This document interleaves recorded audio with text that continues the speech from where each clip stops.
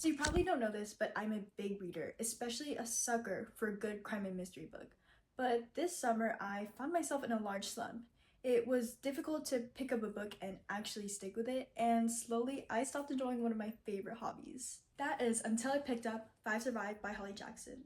Now you might recognize her name. Her trilogy, A Good Guy's Guide to Murder, is all over social media, and there's no reason for this book not to be the same.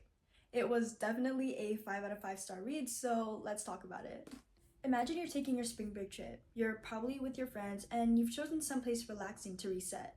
Now, imagine things begin going wrong. Your service is taking out, disabling navigation, and your tire becomes punctured, all four of them. Now, this is exactly what happens to Red Kenny and her five friends. But soon enough, they discover that one of them has a secret and someone is willing to kill them for it. The book takes you through the 8 hours the friends spend together trying to uncover the secret. But as stress and pressure build, it results in a descent into madness, high tension, broken friendships, and even betrayal. One of the reasons I love this book so much was because of the plot and overarching concept that quickly caught my eye. It establishes the perfect conditions for theories and opens it up for an abundance of twists and turns. And honestly, the situation these kids are placed in is terrifying.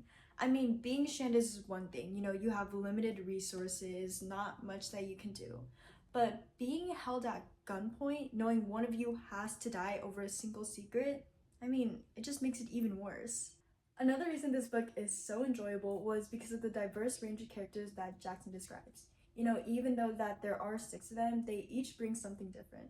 First, we have Red Kenny, whose perspective we read the book from, and who I think I see myself the most in. She's this nervous and distracted girl, but always acts with good intentions, and she really cares for her friends, despite believing she's the cause of most problems.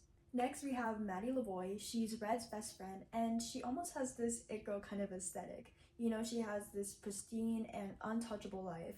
But from Red's perspective, we learn about how thoughtful and caring that Maddie is, especially towards Red. Next, we have Oliver, who's Maddie's older brother in college.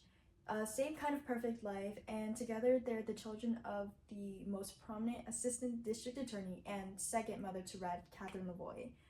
And while he's kind of described as a natural leader in the group, I would describe him to be more selfish and acting out of control and self-preservation.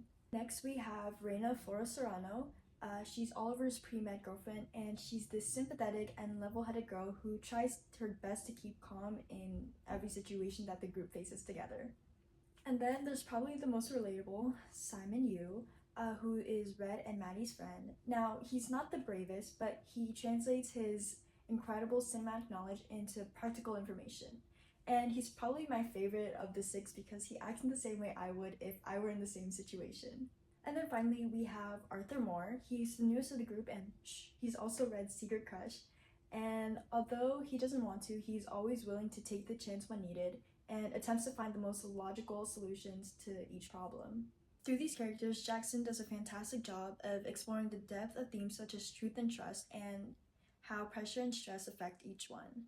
So it's how different people react when they undergo such difficult times, as well as the consequences, how lying and betrayal negatively affects not just yourself, but the people around you, no matter if you acted with good intentions. Now, I honestly can't say too much without spoiling the book, but what I will say is that the ending is the most wild, emotional roller coaster.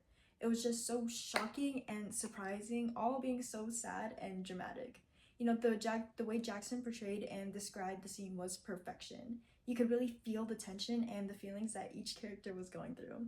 Now, additionally, Jackson uses so much imagery that makes the read so engaging and so vivid. Each little detail created a realistic picture as if I was in the RV with them. One of my favorite lines reads as follows: "The guilt of physical pain in your gut, twisting and twisting like a hunger that never ended." She has a way of describing emotions and feelings, allowing the novel to have a much more larger impact.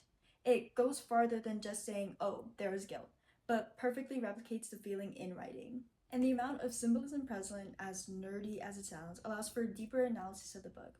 One of my favorite quotes is about the RV and how Red describes it after realizing the danger of the situation. She says, "Trapped, shut in, only 31 feet to share between them, that extra foot important enough not to round down."